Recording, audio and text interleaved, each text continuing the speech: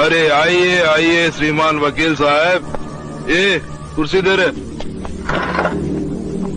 क्या चलेगा, ठंडा या गरम? कहिए कैसा आना हुआ? तुम अच्छी तरह जानते हो कि मैं क्यों आया हूँ। मैं कोई अंतर्यामी या तांत्रिक तो हूँ नहीं। हाँ, अंदाजा लगा सकता हूँ। जब टाइम अप हो जाता है तो बकरा कसाई खाने में जाता है काटने के लिए और कसाई जाता है काटने के लिए। अब तुम ही बताओ कि तुम बकरे हो या कसाई।